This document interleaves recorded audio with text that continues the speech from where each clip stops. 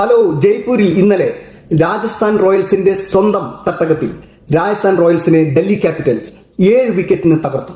നോക്കൂ, ആദ്യം ബാറ്റ് ചെയ്ത നമ്മുടെ രാജസ്ഥാൻ റോയൽസ് ഇൻഫോം ബാറ്റ്സ്മാൻമാരായ ജയ്സ്വാളും വൈഭവ് സൂര്യവംശിയും 2 ഓവറിൽ നഷ്ടപ്പെട്ടു. ഫസ്റ്റ് ഓവറിൽ മിച്ചൽ സ്റ്റാർക്ക് ജയ്സ്വാളിന് എടുത്തപ്പോൾ രണ്ടാമത്തെ ഓവറിൽ കെയിൽ ജാമിസൺ വൈഭവ് സൂര്യവംശി എടുത്തു. എന്നാൽ 30 ബോളിൽ 42 റൺസ് എടുത്ത wicket keeper batsman Dhruv Jurel, പിന്നെ ക്യാപ്റ്റൻ റയാൻ പരാഗ് 50 ബോളിൽ 90 റൺസ് എടുത്ത പാർട്ണർഷിപ്പ്, ദെൻ 14 ബോളിൽ 20 റൺസ് എടുത്ത ജഡേജ, ഇവർ കൂടി ഒന്ന് സ്റ്റഡി ചെയ്തു 16.4 ഓവറിൽ 168 റൺസിന് 5 വിക്കറ്റ്. അപ്പോഴാണ് നമ്മുടെ സൗത്ത് ആഫ്രിക്കക്കാരനായ 27-കാരൻ പ്രിട്ടോറിയയിൽ നിന്നുള്ള 27-കാരൻ ഡെനോവൻ ഫെരേരയുടെ വരവ്. നോക്കൂ, വെറും 14 ബോളുകളിൽ 47 റൺസ് അടിച്ചു വരും.